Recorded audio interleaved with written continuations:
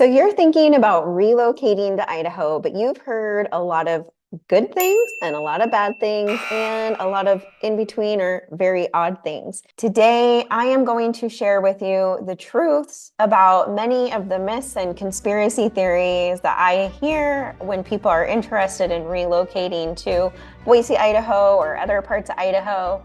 And for those of you who are not familiar with me, I am not like CNN style news. I'm more like Tucker Carlson style news, and I'm going to give it to you the full truth and not worried about covering topics that are a little bit controversial.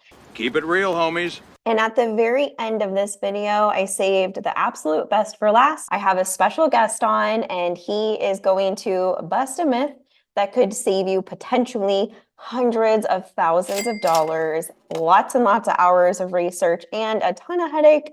So definitely hang in through the end because you do not want to miss that special guest. With no further ado, let's bust some myths. Boise, Idaho is conservative. Wrong. Boise, Idaho, just like many other large cities in many other states, is actually blue. They tend to vote left or very far left these days in many situations. What's different about Boise, Idaho from places like LA, Portland, and San Francisco is that it's very clean. It's much safer. There's not a bunch of trash and graffiti everywhere. You don't see a ton of homelessness. While there is a homeless population, it's pretty much under control, and we have a lot of things in place to help out the people who are in need of housing. So if you are looking to relocate to a conservative place, and you hear that Boise, Idaho is conservative, you're likely hearing about the suburbs of Boise. So places like Eagle, Idaho, Meridian, Idaho, Kuna, Idaho, Nampa, Caldwell, Emmett, Middleton. These are the suburbs here in what we call the Treasure Valley, Idaho, which is basically when someone says Boise, Idaho, what they're more than likely referring to. Those areas are very conservative. It's important that you reach out and connect with us if you're interested in relocating, because there is a varying degree and the personalities do change depending on which suburb you choose. So let's just get that out of the way. Boise, Idaho is liberal. Next myth, the air quality. I hear from people all the time that they can't wait to get to Idaho, the great outdoors, and just take a big breath of that nice fresh air. Well, I have news for you. Depending on the time of year here in the Treasure Valley, Idaho, the air quality is actually poor. And if you are someone with respiratory issues, you have small children, or a fragile immune system, there are times a year here in the Treasure Valley, Idaho, where the air quality is in fact so poor that you need to stay indoors or take extra measures to make sure that you are protecting that fragile respiratory system of yours or your children. Why is this the case? It is because we are here in the valley. So when the surrounding states or here in Idaho have wildfires or controlled burns, the smoke tends to sit down here in the Treasure Valley and it just totally destroys the air quality. There's another time of year where you have to be concerned about the air quality, and that is different parts of the winter when we have something called the inversion. For those of you who are not familiar with the inversion, it's when the clouds cover the valley and don't go anywhere for a while. There is not a lot of movement in the air below the cloud cover, and the pollution and everything just kind of sits still and builds up. You don't see the sun for a while, and it is super duper cold when this happens, and it also affects the air quality. With that being said, the inversions, when they happen, which it does not happen every single year, or at least not for a long time, don't tend to stick around for that long of a time. And there are definitely some tips and tricks to help manage it, but I think it's important for people to know so that you can do your due diligence. The schools are bad. Wrong. While we are ranked in the middle to end, depending on which report you look at, and it appears as though our public school systems are not doing too good, What they don't tell you about these reports is they are actually measuring the information not based on the test scores of the students or how many students go on to college or to make great lives for themselves and become well-adjusted adults. Those test scores are actually based on how much we spend per child. Here in Idaho, we are very efficient and we do a very good job of producing graduates who actually test on the highest end in the nation, but for the smallest amount of money. So they just don't do a great job of explaining to you because they want everyone to spend more money on each kid. But here in Idaho, we actually do a great job of educating our students on a much smaller budget. So if you look at just the test scores alone, we actually tend to score some of the highest in the country. So that is another myth for you. Our public schools are not doing as bad or anywhere near as bad as they make it appear. It smells like cow patties everywhere you go in Idaho. And I'm like, what, honey? When I hear that one, I'm like, where do you think you're moving to? Most of Boise, Idaho, here in the Treasure Valley, is suburbs. We've had a lot of growth and development over the years, and there are not as many farms left as there once were. Now, if you're interested in moving to an area where it does smell like cow patties, we still have that to offer you too. Give us a call and we're happy to get you all set up. But for the most part, most of the Treasure Valley, Idaho is pretty populated with people, and there's a lot less cows than people. It just does not smell like cow patties. The winter is like Snowmageddon. It's so harsh and there's so much snow. This is the myth, guys. We are actually a high desert here in the Treasure Valley, Idaho. Snowmageddon does happen, but that's like northern Idaho or other places, not here. If you are somebody who is really craving 4 seasons, but you're pretty terrified of Snowmageddon, then Boise, Idaho and the Treasure Valley are absolutely perfect for you. We do have a winter and we do get snow, but it's not harsh and it's totally manageable. You don't get snowed into your house for days and weeks at a time. School gets canceled here and there, but that's mostly because the areas that are further out and less populated have trouble getting into town. If you are relocating in the Treasure Valley and you're really interested in snow and winter and everything that 4 Seasons has to offer, it's just important that you connect with us and we can help make sure that you end up in an area that the weather is manageable. We get lots and lots of questions about what it is like to live here in the winter, and I've done videos on that, but best of all, contact us, reach out, don't hesitate. Shoot us a text, write us an email, or call us. We will sit down on a Zoom and help walk you through and navigate all of those steps that are unique to you. It takes a lot of driving to get to the grocery store or to a Target. If there even is a Target, it's like very country there and you'll just be stuck behind a tractor for a long time. This is not true. So here in the Treasure Valley, Idaho, we actually have traffic because we have a lot of people. We have a lot of construction. Sometimes you'll get stuck behind a tractor, but for the most part, most of the Treasure Valley, we are in the suburbs and you're a quick drive to a grocery store, a Target, pretty much anything that you can think of. You're not going to be driving super far. Actually, something that's pretty interesting is I myself, when I first relocated here, I lived in downtown Boise. If I wanted to go clothes shopping or errand running for the day, I would actually leave the city to go into the suburbs. I would go to Meridian and do most of my shopping, which was still a very quick drive. I think 20 minutes tops is what it used to take me. So you do hit some traffic certain places, but you're not going to be driving very far to get to anything. It's all relatively close and convenient. You can get a huge farmhouse on a huge piece of land with no neighbors for almost nothing. Sorry, guys. Unfortunately, as much as I wish this were true, it's just not true. There has been a very big boom in population here in the Treasure Valley, Idaho, and those acreage properties and big, beautiful farmhouses do not cost what they once did. They're still available. They're not quite as easy to come across as they once were, but we definitely help families relocate into big, beautiful farmhouses on acreage pretty often, and we'd love to help you if that's what you're interested in. But for the most part, people are surprised to learn that we are actually full of HOAs here in the Treasure Valley, Idaho. During all of this growth and development, there's been a lot of beautiful master plan communities, and with all of those master plan communities come things like walking paths and swimming pools and tennis and pickleball courts and community centers, and all of those things take HOAs to maintain them.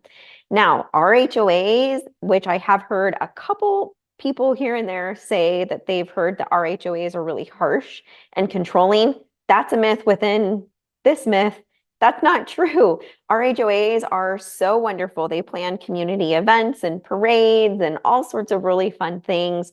So definitely we are pro HOA here. We're also pro acreage and big, beautiful farmhouses, but the price of those, you're going to pay for that land, you're going to pay for that big, beautiful house, and you're going to need assistance relocating to it. And depending on which part of the Treasure Valley you might need a little bit of lifestyle coaching also, because that land can be really unique to care for depending on where you end up. So please, if you're interested in something like that, reach out to us. We actually run the #1 relocation team here in all of Idaho. We've sold 602 homes, which equals like 50 something years of experience, but it's all been within the last few years. If you need somebody to help you, don't hesitate. Give us a call. If you are a newcomer, you are going to have a tough time making friends and building community because people do not want you coming into Idaho and changing it. There is a lot of stuff to unpackage in that heavy belief that people have. So let's unfold the onion or peel. Let's peel the onion because there's a lot of layers to this. So first and foremost, the people who are from Idaho who have been here for a long time are so, so kind. And it's people who are relocating here from California that I actually hear more often say they're scared of people coming from California and changing it. And I think the reason why is because if you're in California or let's say Portland, Seattle, you see what it's like to live there and you're petrified of people coming from those places and changing it. The people who are from Idaho have seen the Californians coming in and they see that they have are bringing with them conservative votes and values, and they really have a strong desire to keep Idaho, Idaho. That's why they moved here, is because they wanted a place like what this is. So it's actually kind of funny to hear the Californians who have relocated being very, very concerned about more Californians relocating and not necessarily the Idahoans super worried about it. With that being said, you do see some cruel stickers or people in Facebook groups like, keyboard warriors making rude comments about people relocating here, but people are moving here for community. They want to build a life together. It is so easy to make friends and build community here in the Treasure Valley, Idaho. It's unreal. It's unlike anything I've ever seen. The HOAs provide so many community events. The churches are full of outreach programs to get people involved. The schools have lots of clubs for parents. The people put their lawn chair out in the driveway and hang out in the evenings with their neighbors. It is beautiful and unlike anything I've ever experienced anywhere else I've ever lived. Now, I will say, and this is not true to everybody, but just in general, Northern Idaho tends to attract a little bit different of a kind of person. Their winters are pretty harsh and people really desire kind of to be out and less involved when they move out there. They typically go for a little bit more land and they want to avoid people.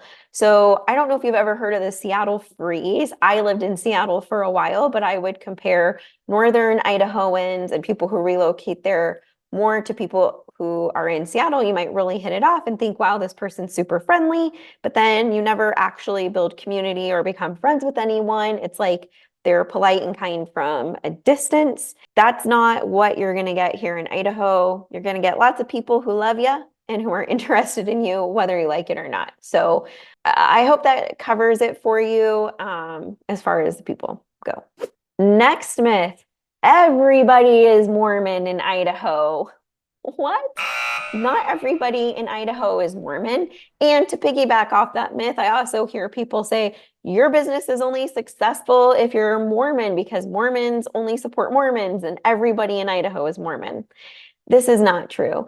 Not everyone in Idaho is Mormon. There is a large LDS population here in Idaho. And let me tell you, I think it's one of the reasons why our community is so safe and so welcoming. It's because every person I know that is part of the Mormon church near me is extremely, extremely friendly. Now, that is not the only faith that is represented here. There's also a large Christian population. I myself am Christian, and I have a lot of friends who are all different denominations of Christian. We all go to different churches. Some of us go to the same church. And I also have friends who are Jewish and some other practicing faiths. Like I said, everyone's represented here. And all in all, everyone's pretty darn accepting of one another. And I just don't see any cliques based on faith here, like people have made it sound like that's what they've heard. Just not the case. Idaho is full of racists. No, I'm sorry. The Treasure Valley, Idaho is not full of racists. And if it is, they seem to keep it to themselves pretty darn well. At least they know not to discuss that with me or anyone else I've ever met who lives out here. I'm going to get personal with you. My sister was adopted from Guatemala as a teenager, and my sister-in-law is from Paraguay. So my family is pretty diverse, and we've never had any issues here as far as our ethnic backgrounds are concerned. And I've never met anyone who is not white complain or have any issues ever either. These rumors are because in northern Idaho in the 80s, 90s, and early 2000s, there were issues with racism, real actual problems. And there was actually a compound, somebody recruiting actively, like big, big issues. And that got squashed. That issue is not a concern anymore. It has been taken care of, and that kind of stuff is no longer welcome.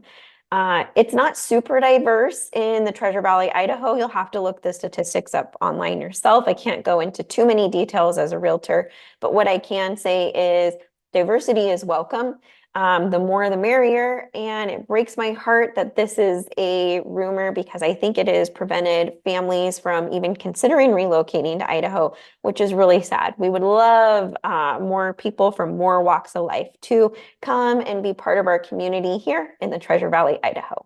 Caldwell and Nampa are gross and full of crime, and no one wants to live there, yada, yada, yada, so on and so forth. Not even true.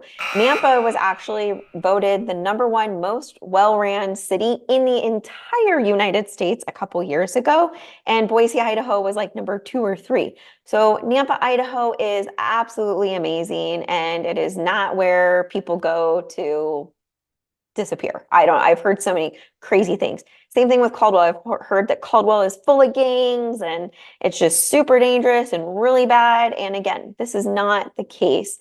If you're thinking about relocating and you would like to know more about Nampa and Caldwell specifically, our lead agent actually lives in Nampa, and Caldwell is the place I love to go. My favorite food is there.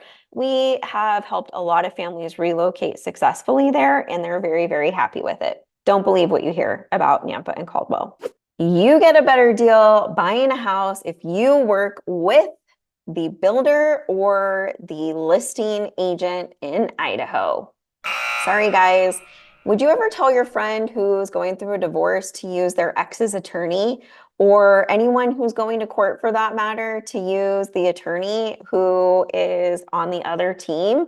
No. So why would you think the biggest purchase of your life should be made with the person who is representing the other side? Even when you walk into new construction and you see an agent sitting there, they are employed by the builder. That is who they are representing. That's the person who they owe their responsibilities to and the best interests to. You will not get a better deal if you work with the other side. You need your own representation for a lot of reasons. But let me tell you, I have seen a lot of people fall for this myth who have closed on houses and they are hurting real bad because of some real serious legal stuff that is happening. It is not uncommon here for you as a buyer to end up with the short end of the stick when you do not have your own representation. So do not fall into this. This is my favorite myth of all. And if you've made it this far, kudos to you because you are about to get to see my favorite guest, my husband, Jesse Dow, who is like a number statistic data genius in the real estate industry. He's a nerd. He's a good guy. This guy is absolutely magical. So I'm not going to dive too far into the details. I am going to let Jesse do that. But my favorite myth of all is that the housing market here in Idaho is going to crash and people are waiting to buy a house until the market crashes. Hey, Rachel asked me to jump on today and discuss what's going on with the housing market and address some people's concerns. You know, we've read some of the comments of people saying that they're just going to wait for the housing market to crash, or they've been told that the housing market's going to crash, so they're going to just wait. So I actually wrote this article a couple of weeks ago and it got it basically went viral. And I got a lot of people contacting me saying that this was the best article they've ever read on the current housing market.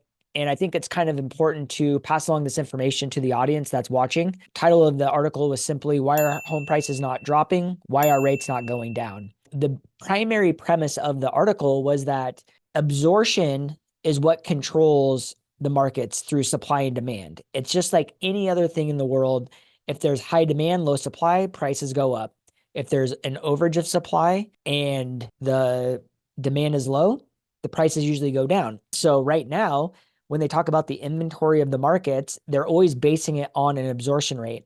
So if we sold one house last month and we had one house on the market, that would be 1 month of inventory. If we had 400,000 houses sold last month and 400,000 houses on the market this month, that would be 1 month of inventory also.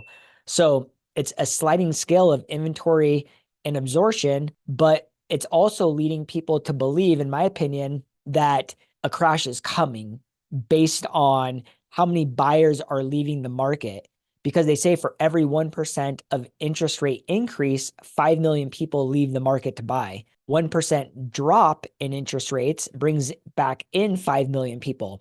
So when you see this big number go up when it comes to interest rates, so when we were in the 2s and 3s back prior to 2022, so 2020 and 2021, we saw the rates in the 2s and 3s. And what that did is it allowed a lot of people to go out and buy. It brought a lot of new buyers to the market. And it also allowed a lot of people to refinance their home. They say right now there's over 80% of American homeowners either own their house free and clear, or they have an interest rate below 5%. So that means that there's not many people out there that have an interest rate or even a mortgage on their house above 5%, which is a pretty big number, right? The most amount of homes ever sold in history was in 2005, and that number was at 7.08 million homes sold. In 06, there was 6.52 million homes sold. In 07, 5.02, and I'm looking at these numbers right here. In 07 or 08, there was 4.12 million sold.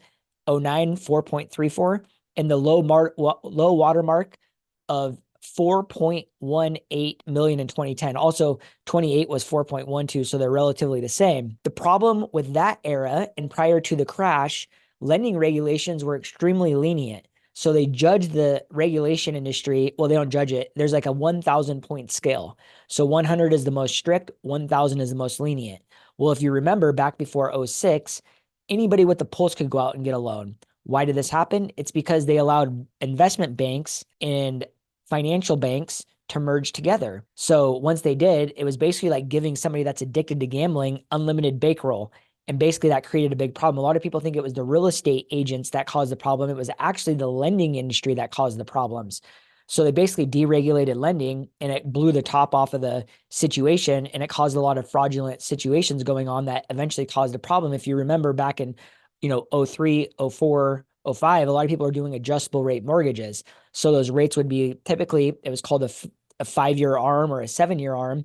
And they would start out at 2%. And then every year it would go up one tick. As people were buying houses like crazy with an adjustable rate mortgage, they thought their house prices would increase because everybody was buying. There was a lot of demand. By the time they got to the end of their ARM, adjustable rate mortgage, they went to go refi or sell the house, and the market had crashed, which caused everyone to want to sell, which created an influx of inventory. But with no buyers there was an overage in supply and not enough demand, hence creating a bubble. If everyone would have locked in at that 2 to 3% range like they did back in 2021, 2022, the first half of 2022, there wouldn't have been a lot of people selling their houses. It would have been just like 23, which now a lot of people have that 2 and 3% mortgage. They don't want to sell. So we have very low supply and we have very low demand. But because it's almost neck and neck, we're at under 2 months of inventory. So anything over 4 months, 4 to 6 is a balanced market, 6 and above is a buyer's market. We're at 2 months of inventory.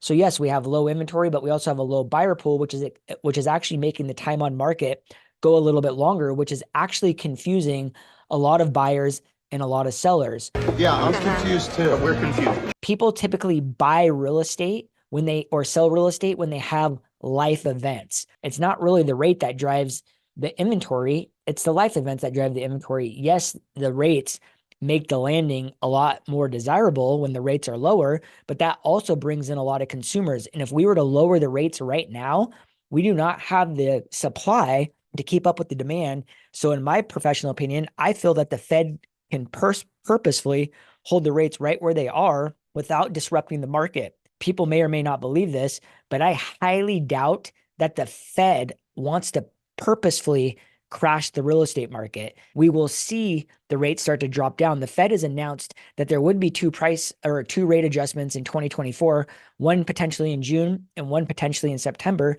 And historically, before an election, there's always a 0.5% reduction going into the election.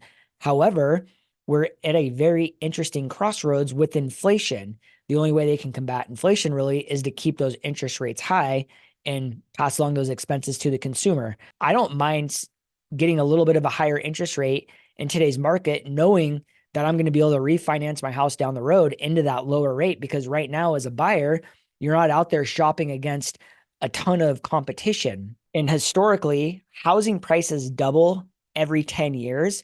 And when I hear people say, and I've even had customers and clients sell their houses back in 2017 because they read online that the housing market was going to crash in 18.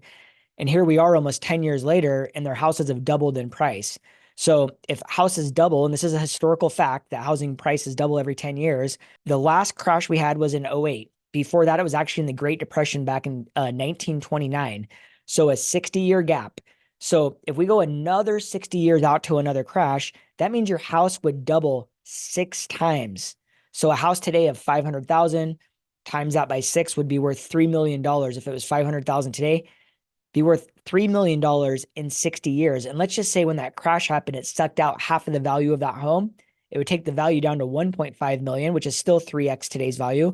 And we know historically, based on the crashes and the rebounds, it takes about 8 years to get back to that high watermark again. So it would basically take you 8 years on top of 60 to get back to that high watermark. And I know personally, am I going to be around in 68 years? If I can live to be 120 something years old? Yes. Highly unlikely that that's going to happen. So I am always consistently looking to make moves. The first house I ever bought was in 2010, and I bought that house for $212, and today it's worth $625.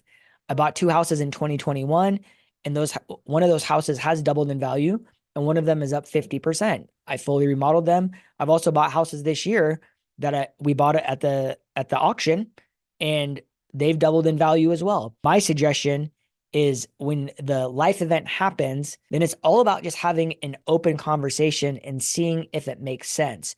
One of the biggest mistakes I see people make is having a predetermined notion of what a current interest rate delivers. It's a very big misconception that real estate agents just put people into houses based on a number. The first step in our process is always meeting with the lender and seeing exactly how much you would like to afford on a monthly payment. And then we reference that to an actual number. So let's just say you wanted to keep your mortgage at under 300 or $3,000 a month, and you were going to put 20% down. I know off the top of my head, that can probably get you a house around maybe the $500,000 mark. Maybe we can move some numbers around. Maybe there's some programs out there that gives you down payment assistance if you're a first-time home buyer.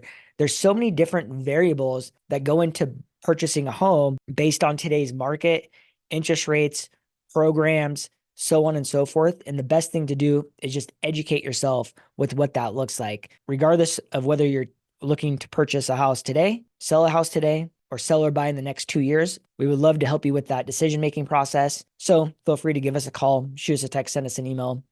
We got your back when making a move to the Treasure Valley. Okay, guys, if you have enjoyed seeing the house behind me here in all of these shots, this is the Riviera with TRISIDIO Homes. I'm going to go ahead and link a video that has some more information about TRISIDIO and their communities. We love working with the team here at TRISIDIO. They are absolutely one of our favorite builders, and we have a great relationship with them. If you're thinking about relocating to Idaho, we hope that these videos have provided you with enough value that you trust us enough to pick up that phone and give us a call, shoot us a text, or write us an email. We've got your back when you're relocating to Idaho. Until the next one, be blessed.